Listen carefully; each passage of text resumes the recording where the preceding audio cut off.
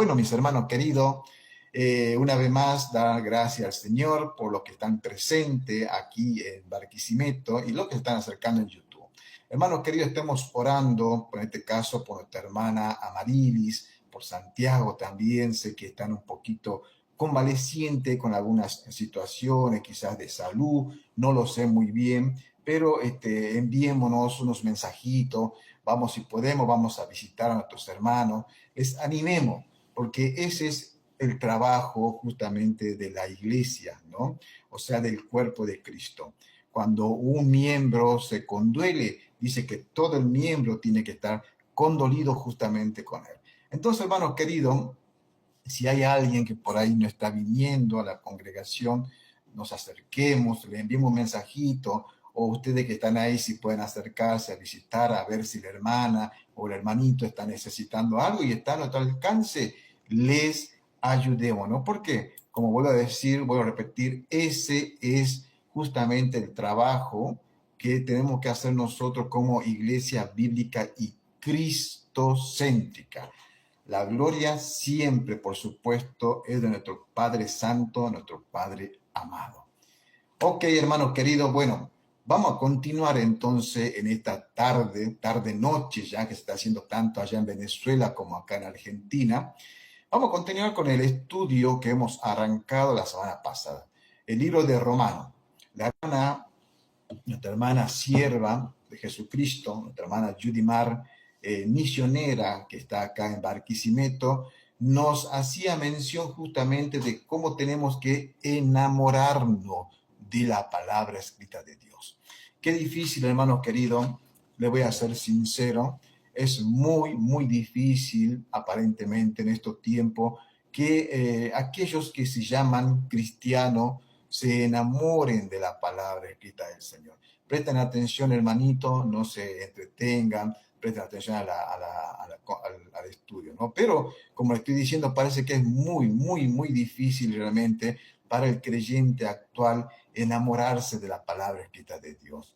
Muchas veces, hermanos queridos, permítanme esto decirlo con mucho amor, muchas veces pensamos y queremos recibir las mejores bendiciones, las mejores cosas espirituales que nos pueda brindar el Señor. Pero a veces nosotros no queremos hacer el esfuerzo de estar estudiando su palabra.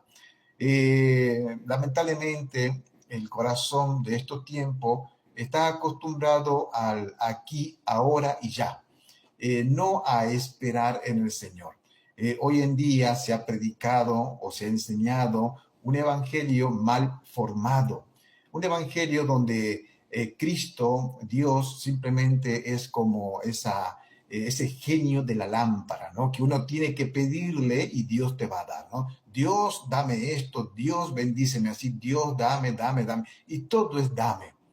El corazón mezquino y egocéntrico, lamentablemente, que hoy en día tiene el pueblo cristiano, no es compatible con lo que la palabra de Dios enseña. Primeramente me pongo yo, luego estoy yo y terceramente estoy yo, y si veo si hay posibilidad para otra persona o para las cosas del Señor.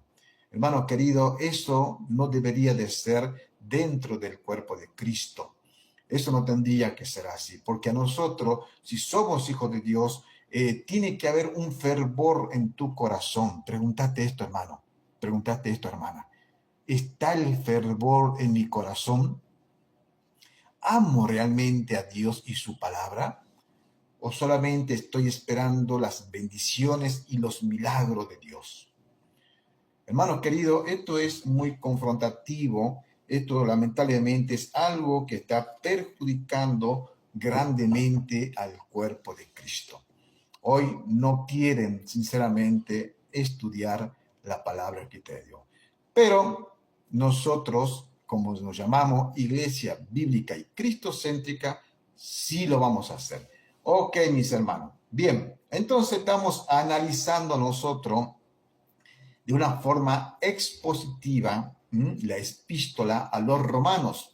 Estamos viendo justamente nosotros todos estos capítulos, ¿no? Y esto nos va a servir, yo espero realmente que sea así, para que nos terminemos de enamorar de la palabra escrita de Dios. Son 16 capítulos que tenemos en la epístola de los Romanos. Una epístola realmente, una carta a los romanos, que es considerado por muchos teólogos, muchos maestros de la palabra, como la carta cumbre, la carta magna del apóstol Pablo, ¿no?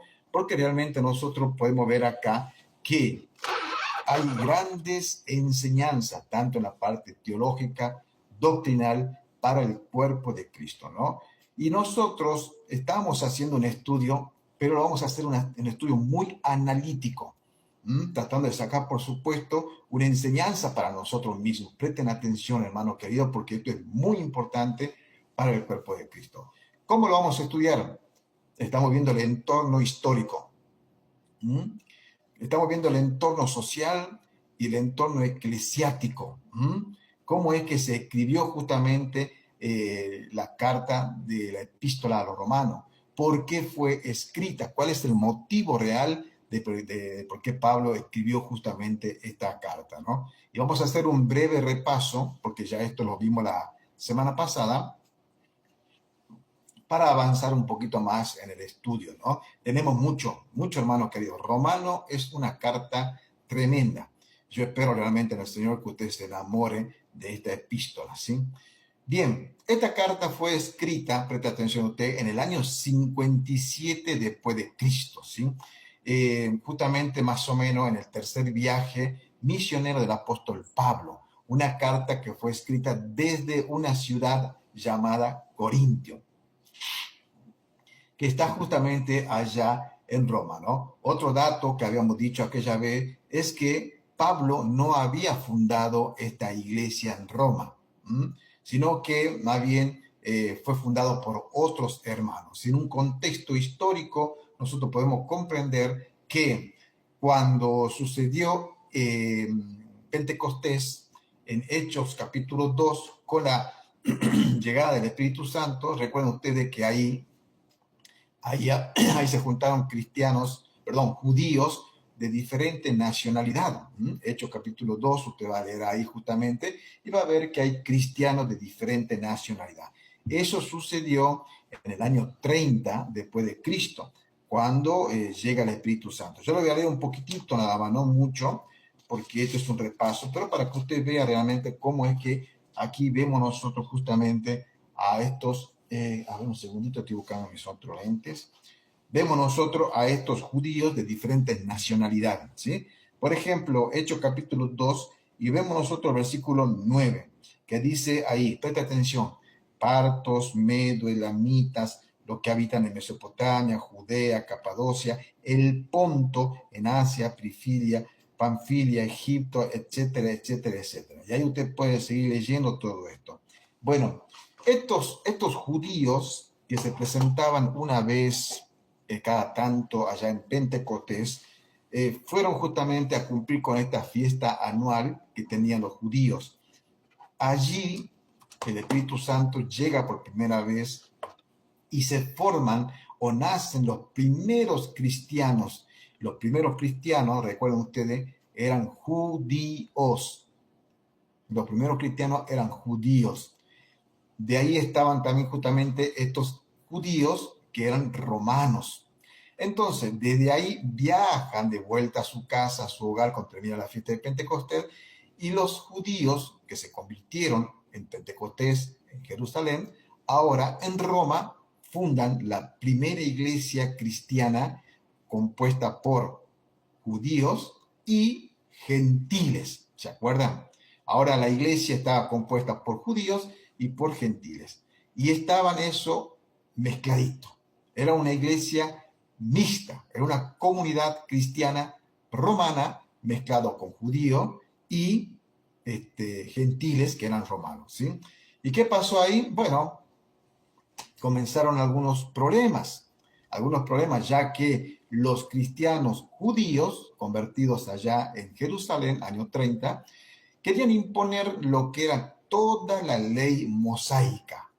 ¿Qué es la ley mosaica, hermano César? Bueno, le querían exigir a los cristianos gentiles, que no eran judíos, le querían exigir que guarden el Shabbat, que guarden las fiestas o las festividades judías, que se circunciden, que también guarden o no coman comida inmunda, que coman kosher y todo lo que era en cuanto al judaísmo. ¿Por qué? ¿Por qué hacían eso? Porque aún no comprendían ellos como usted y yo comprendemos las Sagradas Escrituras. Tiene que recordar, hermanos queridos, que ellos no tenían la Biblia. Todavía no se había escrito ni siquiera romano en ese tiempo. Todavía no estaba nada escrito de esas cosas. Por eso es que no comprendían como usted y yo comprendemos. Vaya ubicándose usted su mente en aquellos tiempos como solían ser de problemática. Y comenzaron los problemas. Comenzaron los problemas a luchar dentro de la iglesia cristiana que estaba en Roma. Y los judíos decían, nosotros no queremos acatar la ley de Roma, porque no son de la ley mosaica, porque nosotros no somos judíos. Y los judíos decían, sí lo van a acatar, y estaban luchando y estaban peleando. Sumado a eso, que había otros grupos también de israelitas judíos que comenzaban también a atacar a la iglesia cristiana. Estos no tenían problema. Estos, si podían agarrar piedra y lapidar a los cristianos, lo iban a hacer. Y todo este problema grande, en el contexto histórico, estaba sucediendo en Roma, donde el gobierno, el emperador en ese tiempo era Claudio, un emperador llamado Claudio. Cuando el emperador Claudio se entera de todo este problema dentro de los judíos con los cristianos, él empezó a pensar y dijo, bueno, acá se va a armar un desastre, puede haber una guerra civil, por lo tanto tenemos que tomar medidas. ¿Qué hizo el emperador Claudio? Hizo un edicto, o sea, una ley, y dijo, bueno, a todos aquellos que sean judíos se tienen que ir de Roma. Y echaron a todos a Roma, a todos, los judíos, ¿no? Judíos. Y entre ellos, por supuesto, se fueron los judíos cristianos. Tuvieron que irse de Roma porque estaban comenzando a ser perseguidos y no se iban, lo iban a meter preso o lo iban a matar. ¿Dónde encontramos esto? Anota este texto bíblico, Hechos, capítulo 18, versículo 2. Estoy diciendo rápidamente todo, hermano querido, porque quiero pasar a la otra parte del estudio. Esto es un repaso nada más. Pero Hechos, capítulo 18, y el versículo 2 dice, y halló Pablo a un judío llamado Aquila, natural del Ponto, recién venido de Italia, con Priscila, su mujer, por cuanto Claudio había mandado que todos los judíos saliesen de Roma. Ahí hay un texto bíblico que nos muestra a nosotros que realmente sucedió esto en aquellos tiempos. Bueno, pasó un tiempo, el emperador Claudio muere, aproximadamente desde que echaron por el edicto de Claudio a los judíos de Roma, pasaron 6 años. En esos 6 años, presta atención, en esos 6 años, la iglesia cristiana que estaba en Roma ya no era manejado por judíos, ahora eran manejados por gentiles romanos cristianos. Por lo tanto, estos cristianos gentiles ya no aceptaban, ya no querían practicar lo que estaban practicando los judíos. Guardar el Shabbat, guardar la ley, guardar las festividades judías, comer comida kosher. No, ya dejaron todo eso y ahora comenzaban a vivir de otra forma el evangelio. Muere el emperador Claudio después de 6 años y vuelven de nuevo a Roma los judíos, entre ellos Aquila y Priscila. ¿Qué sucede? Se encuentran con una iglesia manejada completamente por gentiles. Y vuelve a comenzar otra vez el problema. Esta vez ya no estaba Claudio como emperador, sino que estaba Nerón como emperador en Roma. Y comienzan los cristianos gentiles a pelear con los judíos cristianos y luchaban adentro. No, que tienen que guardar el Shabbat, que no coman más chancho, decía. Ya no pueden comer lechón, que tienen que guardar el Shabbat, que tienen que circuncidarse para ser salvos. Mientras que los cristianos gentiles le decían a ellos, no, nosotros eso no tenemos que hacer, no tenemos que guardar nada de eso, nosotros somos gentiles, no somos judíos, y a la misma vez estaban despreciándolos a los israelitas. Ustedes han crucificado a Cristo, ustedes ya no merecen la salvación, ustedes están perdidos. Eso le decían los gentiles a los judíos. Y estaba esa lucha dentro de la congregación. Ese problema justamente es por la cual el apóstol Pablo tiene que escribir la carta. Tiene que escribir la carta. ¿Por qué? Porque él tenía justamente que unificar tanto a los israelitas cristianos como a los gentiles cristianos. Tenía que unificar. Tenía que agarrar y calmar la tensión que había en ese momento porque se estaban formando dos sectas diferentes. Hoy, hermano querido, hoy en día sucede exactamente lo mismo. Usted va a escuchar a algunos cristianos, ¿no?, decir hay que guardar el Shabbat, el sábado, hay que guardar el reposo, no hay que comer lechón o chancho, hay que guardar esto y hay que guardar la ley. Todo eso le quieren imponer al cuerpo de Cristo. Pero en la carta de los romanos vemos nosotros que el apóstol Pablo enseña todo lo contrario. Ya vamos a ir avanzando si Dios permite, ¿no? Entonces, ¿cuál era la necesidad? Calmar la tensión que había entre judíos y gentiles. También había la necesidad de consolidar el evangelio apostólico, enseñando correctamente qué es lo que tienen que hacer y no cómo ellos querían hacer en cuanto a las cosas del Señor, ¿no? Pablo escribe Romanos como un tratado para poder realmente conciliar entre ellos. Es un trabajo pastoral, es un trabajo donde él da intrusión y por supuesto tiene mucha teología, ¿sí? Los judíos, presta atención a esto, porque esto hasta el día de hoy también están todavía.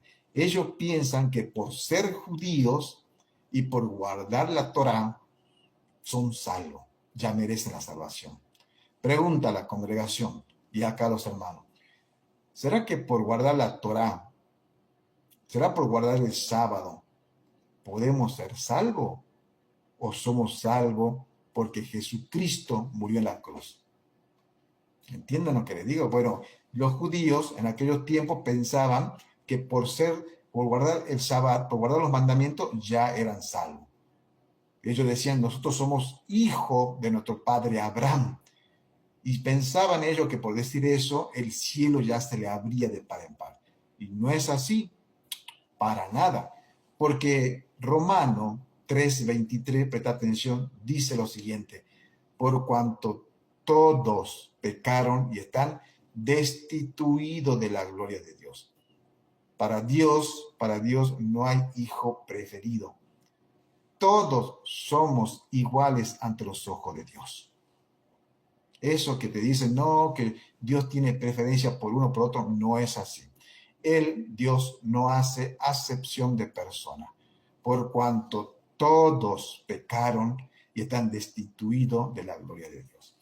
Y entonces, cuando los judíos cristianos escuchaban estas cosas, decían, no puede ser. Yo soy hijo de padre Abraham, soy del linaje de Abraham. Por lo tanto, a mí Dios ya me tiene un lugar asegurado en el cielo. Y el apóstol Pablo dice, no, eso no es así. Tú, por ser judío, no eres salvo. ¿Por qué? Por cuanto todos pecaron, tanto judíos como gentiles, están destituidos de la gloria de Dios.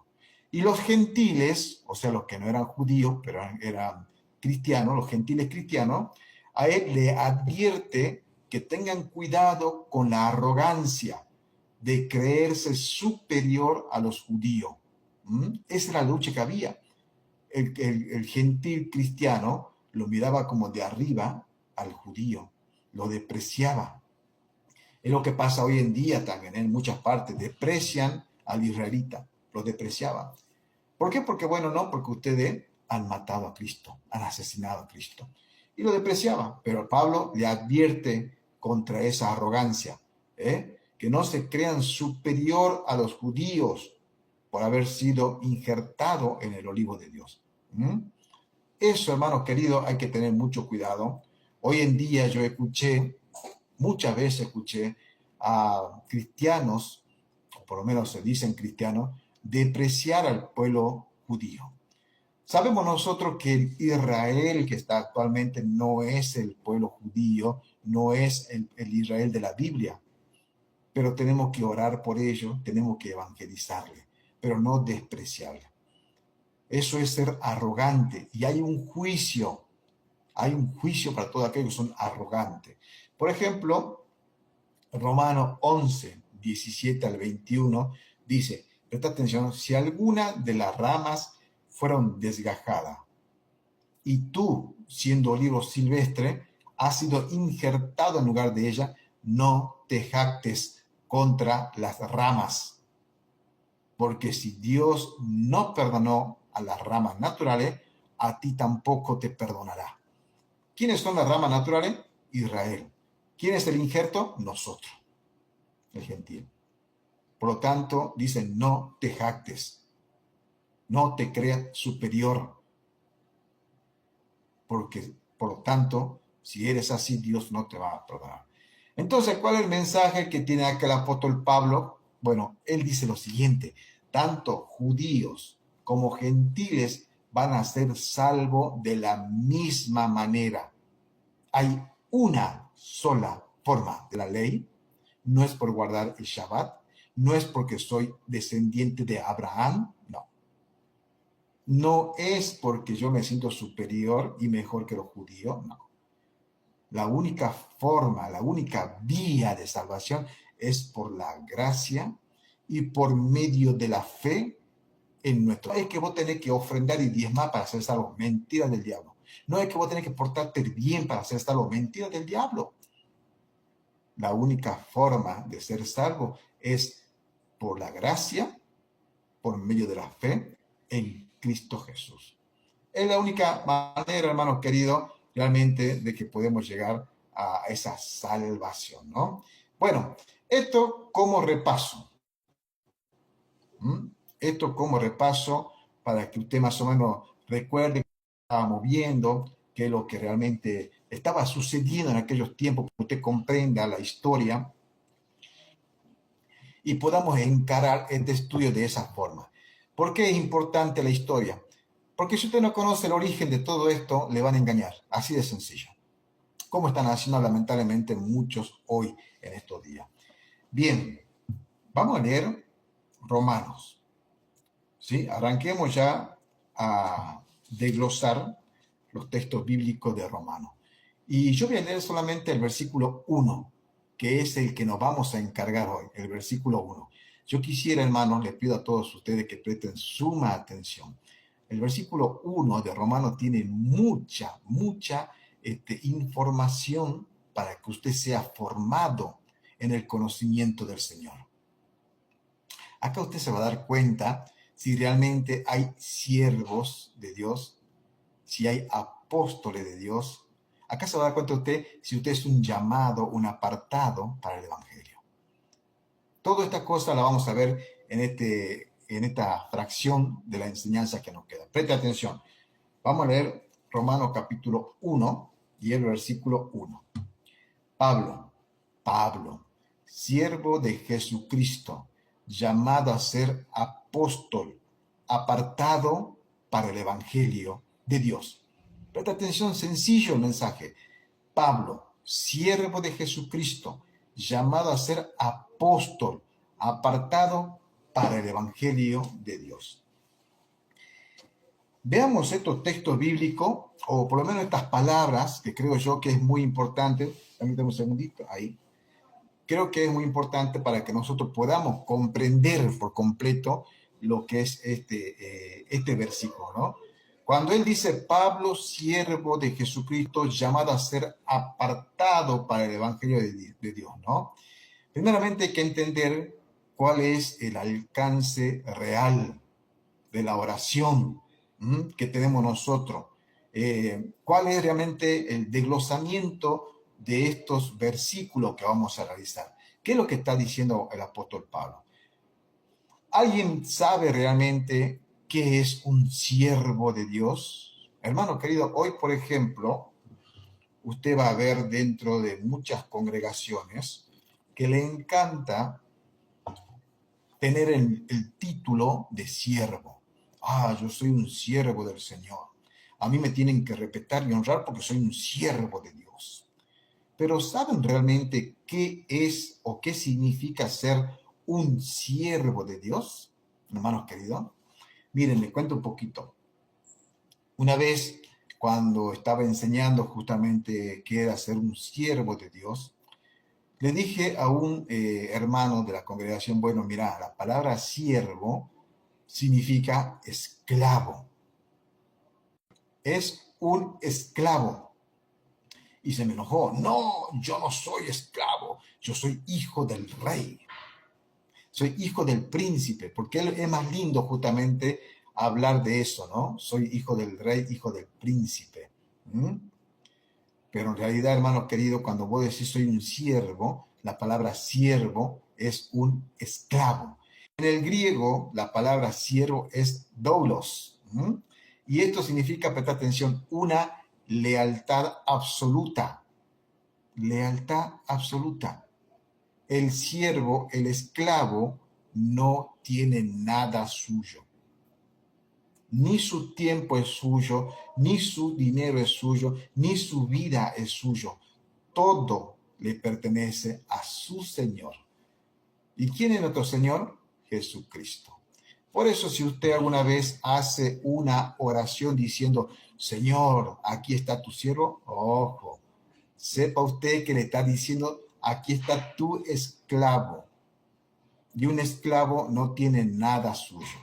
Todo es de su Señor, incluso hasta su vida. Por eso, hermano querido, no es fácil y sencillo. Yo soy un siervo de Dios, pero quiero hacer mi voluntad. Soy un siervo de Dios, pero yo quiero estar, sacando réditos económicos de esto. Yo quiero ser un siervo de Dios, pero quiero ser famoso. No. Un siervo de Dios es un esclavo de Cristo y como un esclavo de Cristo en la antigüedad, nada es de él.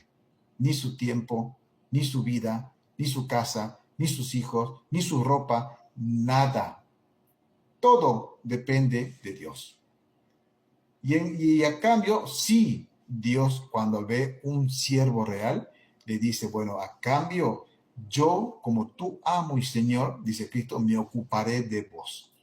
Y ese ocuparse de vos no significa que te va a llenar de riqueza. El ocuparse de vos es que si tienes sustento, abrigo y techo, confórmate, confórmate. Ahora, ¿quién quiere ser un siervo de Jesucristo sabiendo que muchas veces Cristo te va a decir, esto te doy y confórmate? El apóstol Pablo, siendo siervo de Jesucristo, ustedes recuerden que pasó la 1001. Él pasó hambre, él pasó frío, él pasó desprecio, él pasó tortura, él fue lapidado, él fue castigado, él estuvo preso, sufrió naufragio y tantas otras cosas más siendo siervo de Jesucristo. El verdadero siervo dice, Señor, he aquí, aunque está pasando la 1001. Entonces, siervos en el griego es doulos, y eso significa lealtad absoluta. Hermano querido, a veces nosotros decimos, yo soy siervo o sierva de Jesucristo, pero nos cuesta venir a la congregación. Yo digo, soy siervo y sierva de Jesucristo, pero ni siquiera me encargo de leer un capítulo por día de la Biblia. Yo quiero ser siervo y sierva de Jesucristo, pero no tengo un compromiso real con las cosas del Señor. No, mi hermano querido, no es tan sencillo llevar el título de un siervo. Aparte de tener una lealtad absoluta, allí Dios sí te da una autoridad delegada por Él. Dios te da la autoridad y eso se puede ver tranquilamente dentro de la congregación, ¿no? También le dice la palabra de Dios que fue llamado a ser apóstol. Hermano querido, llamado a ser apóstol. Ustedes saben bien que hoy Lamentablemente, dentro de muchas de las congregaciones hay quienes dicen, yo soy el apóstol de Jesucristo. Y ellos mismos se autodenominan apóstol de Jesucristo y quieren que le reverencien, quieren que le den dinerito. ¿Mm? Apóstol a las naciones se dicen, ¿no? ¿Será verdad? ¿Cómo es que sabemos nosotros si realmente es o no es un apóstol? ¿Hay apóstol para estos tiempos? ¿Entiende, hermano querido? Hay muchas cosas realmente que tenemos que analizar con la Biblia. Por ejemplo, apóstol, ¿no? Ser apóstol, un llamado a ser apóstol en el griego es klepto apóstolos y significa cargo, función y prestación por iniciativa divina, no porque venga un pseudo pastor, un pseudo apóstol y te diga ahora eres apóstol de Jesucristo y te ponga la mano. Eso no es, hermano querido, lo que enseña la Biblia. Es un cargo dado por Dios directamente. Claro, pero ¿qué pasa? Estos lobos rapaces, estos pseudos apóstoles, te van a decir, a mí Dios me habló. A mí Dios me habló en sueño. Yo lo he visto en visión. ¿Y quién me garantiza a mí que eso es real? ¿Porque lo decís vos? No. No, hermano querido. Yo no voy a aceptar absolutamente nada de eso porque eso es subjetivo. No me pueden comprobar ese apostolobo de que Jesucristo le habló. Y te voy a decir una cosa, mi hermano querido. Si se te presentó a esto apostolobo Jesucristo, ese no era Jesucristo. Te puedo asegurar que ese era el mismo Satanás disfrazado de ángel de luz. Pero Cristo no se te presentó. Es una mentira del diablo. Hermano querido, un verdadero apóstol, vamos a ver un poquitito los requisitos cuáles son, requisitos bíblicos, ¿no? No, para estos tiempos no hay apóstoles, hermano. Ya los apóstoles están allá en el cielo, están con nuestro Señor Jesucristo, los 12 apóstoles. ¿Mm? Hoy en día ya la iglesia de Cristo no necesita apóstoles, porque los apóstoles, los profetas y nuestro Señor Jesucristo pusieron el fundamento. Esos que dicen que son apóstoles, esos son lobos rapaces disfrazados de cordero. Que en otro momento lo vamos a demostrar, ¿no? También el apóstol Pablo dice que él está apartado. Qué hermoso, hermanos queridos. Yo quiero hacer una pregunta para ustedes, ¿no? Que vamos a hacer enseguida. ¿Ustedes están apartados para Dios? ¿Su vida está apartada para Dios? O simplemente, permítanme, hermano, lo hago con mucho cariño, con mucho amor, o simplemente el día viernes nomás apartamos para Dios. Y a veces hasta como, ay, como que no quiero, ay, me cuesta ir a la reunión. Son 2 horas nada más, hermano querido, que a veces estamos nosotros acá reunidos para estudiar. ¿Me cuesta? ¿Estoy apartado? Bueno, la palabra apartado, ¿no? Porque acá habla de que está apartado, apartado para el Evangelio. Es en el griego aporismeneos, ¿m? Y significa, presta atención, reorientación total del propósito de tu vida. Claro, si sos un siervo, o sea, un esclavo, cuando vos dijiste, Señor, soy tu sierva, soy tu siervo, entonces, ajá, ok, ahora sabes que yo te voy a apartar. Te voy a apartar. ¿Qué es apartar? Te voy a reorientar tu vida. Ay, pero Señor, yo tengo planes para mí. Yo necesito trabajar, yo quiero estudiar, yo quiero prosperar, yo quiero hacerme rico, Señor. Quiero hacerme famoso, Señor. Pero Dios te dice, no, ahora tú eres mío y yo te mando. Porque soy tu Señor, tu amo, y tú eres mi siervo, mi esclavo. Por lo tanto, te aparto y voy a reorientar tu vida. El propósito de tu vida ahora es predicar el Evangelio. No hay otra cosa para el siervo de Dios. ¿Te gusta? Eso es ser un siervo de Dios. No es sencillo decir soy un siervo de Dios y me saco la foto para el Facebook, para el Instagram, para el TikTok, no sé para qué. No. Un siervo está dedicado al 100% a la cosa de Dios. ¿Y cómo vas a saber que sos un siervo? Hermano querido, vas a dormir pensando en Cristo. Vas a soñar pensando en Cristo. Vas a abrir tus ojos pensando en Cristo. Va a transcurrir tu día en las cosas del Señor. Entonces no tengo que trabajar, César. No, vas a trabajar, vas a estudiar, vas a dedicarte a tu familia. Pero siempre la actitud de tu corazón es pensar en Cristo. Vas a buscar el momento oportuno para poder enseñar de Cristo. Tu vida es Cristo. Así que, mi hermano querido, entonces hay una reorientación de la vida de nuestro Señor Jesucristo, ¿no? ¿Qué más podemos decir nosotros? Bueno, cuando hablamos de siervo, no simplemente es como un empleado o un sirviente contratado, ¿no? Sino que realmente, como estamos diciendo, significa que es un esclavo. Él ya no tiene voluntad propia ni derechos independientes, ya no es autosuficiente, ahora necesita de Cristo constantemente. Todo es Cristo, Cristo, Cristo, ¿sí? ¿Qué más podemos decir? Avancemos un poquito más, así ya vamos terminando.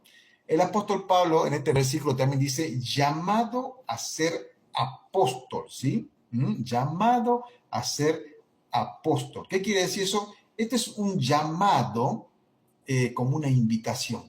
Miren, hermanos queridos, ahí estamos reunidos en la mesa estudiando la palabra de Dios.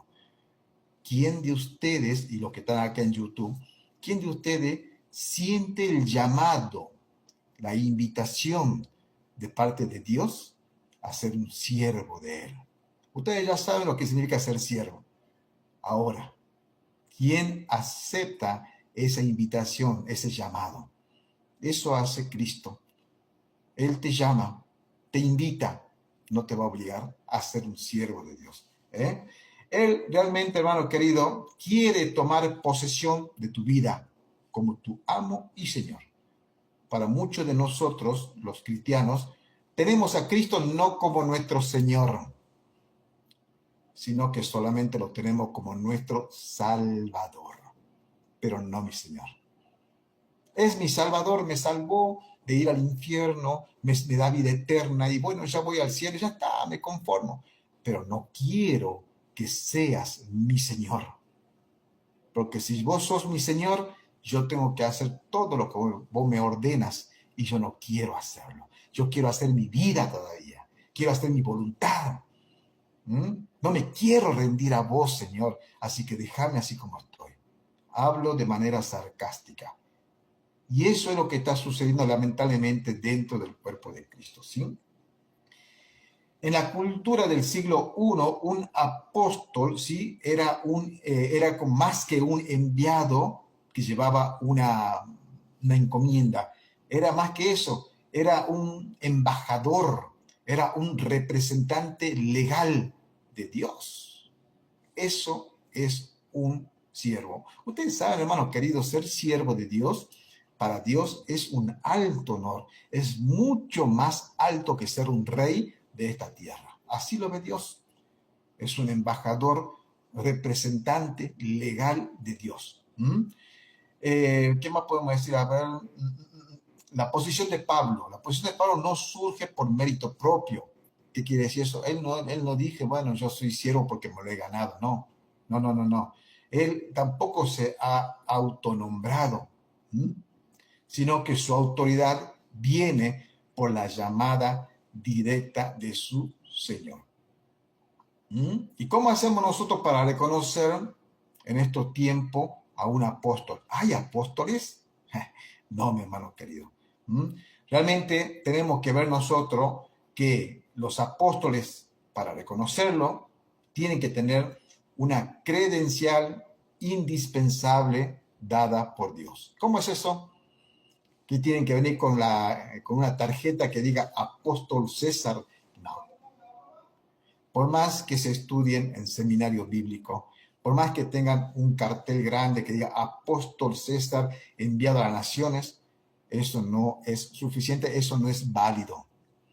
Hay credenciales que son divinas que ninguno cumple en estos momentos. No, mi hermano querido. ¿Cuáles son esas credenciales o pruebas de divina, no? Primeramente, una de las credenciales de la evidencia para decir soy apóstol es que él tiene que haber visto a Cristo personalmente. No en visión, no en sueño. Tiene que haber visto a Cristo personalmente. Eso es uno de los requisitos. ¿Me pueden decir cuántos de estos apostólogos actuales han visto a Cristo personalmente? ¿Han caminado con Cristo personalmente? No cumplen el requisito. Te van a decir, yo he visto a Cristo en sueño, yo he visto a Cristo en visión y Él me envía a las naciones. Pero no, el requisito bíblico es que tienes que haber visto personalmente a Jesucristo, ¿sí? Esto lo podemos encontrar en diferentes textos bíblicos. Uno de ellos es 1 Corintios 9:1, cuando el apóstol Pablo dice, no soy apóstol, no he visto a Jesús el Señor nuestro. Tienen que ser testigos de la resurrección de Jesucristo. ¿Cuántos de los que dicen ser apóstoles hoy son testigos de la resurrección? No creo que ninguno. Tiene que haber un llamamiento, una impartición directa de Jesucristo. Vuelvo a repetir, no en visión, no en sueño, directa. Jesucristo le tiene que decir en vivo e indirecto, ¿sí? Por ejemplo, Gálatas 1:1, ahí vemos al apóstol Pablo que dice, Pablo apóstol, no de hombre ni por hombre, sino por Jesucristo y por Dios Padre. Cristo mismo llamó al apóstol Pablo a ser apóstol. Tienen que tener una capacidad de obrar. ¿Qué es eso? Tienen que hacer señales de apóstol. Señales de apóstol. No esos milagros truchos que están haciendo ahora que dicen que hacen, no. Tienen que hacer señales de apóstol. El Nuevo Testamento enseña que Dios respaldaba a estos hombres con milagros extraordinarios y de carácter autenticador, como confirmar el mensaje revelado de la era de transición. ¿Qué quiere decir eso? No me vas a venir a mí a decir, como supuesto apóstol, hago llover oro del cielo. Tengo las manos ungidas con aceite. No, mi hermano, por favor. Eran milagros extraordinarios. ¿Dónde dice eso? Bueno, tenemos 2 Corintios 12:12, también Hebreo 2:3-4. Ahí dice lo siguiente, con todas las señales de apóstol han sido hechas entre vosotros en toda paciencia por señales, prodigios y milagros. Por último, tienen que tener una autoridad doctrinal inspirada y revelación directa. Pero ¿cómo sabemos nosotros que estos que dicen tener revelación directa de Dios no es de Dios? Porque el canon sagrado, o sea, esto que está acá, ya está cerrado. Ya no hay revelación directa de parte de Dios. Porque Dios ya ha revelado para su iglesia todo lo que quería decir. Por lo tanto, no existen nuevas revelaciones. Por lo tanto, esto no lo puede cumplir ningún ser humano. Eso que te dicen, tengo revelación de Dios, te están mintiendo. Son engañadores. Bien, hermanos queridos, yo voy a dejar por acá este estudio. Entonces, como para concluir, hay que entender claramente que ser un siervo de Dios no es de la boca para afuera. Hay muchas cosas que hay que cumplir realmente.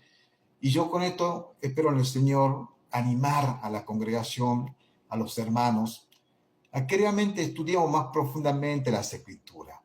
No acepte el título de siervo, al menos que usted esté capacitado realmente para sobrellevar lo que realmente significa ser un siervo, un apartado. Cristo te va a cambiar la vida. Pero a veces pensamos nosotros, pero lo va a cambiar para mi favor, me va a hacer una mejor persona, me va a hacer más feliz. No, no. Cristo va a cambiar tu vida de acuerdo a lo que Él cree conveniente para su evangelio. Hermanos queridos, recuerden ustedes todo lo que pasó al apóstol Pablo. Pablo terminó preso y seguía predicando el evangelio. Cuenta la tradición cristiana que Pablo entregó la cabeza por el evangelio. Y era la voluntad de Dios todo eso. Y Dios se glorifica en todo eso. Que el Señor bendiga esta su palabra, mi hermano querido. Yo me despido de la gente de YouTube. Esto va a quedar, por supuesto, ahí guardado en los videos. Mañana lo estaré subiendo. Bueno, los que puedan suscribirse, suscríbanse. Me despido de ustedes y me voy a conectar un momentito con los hermanos de Barquisimeto, Venezuela, para saludarlo, para conversar un poquito. Y si hay preguntas, bueno, se le va a responder. Que el Señor me los bendiga. Chau, chau.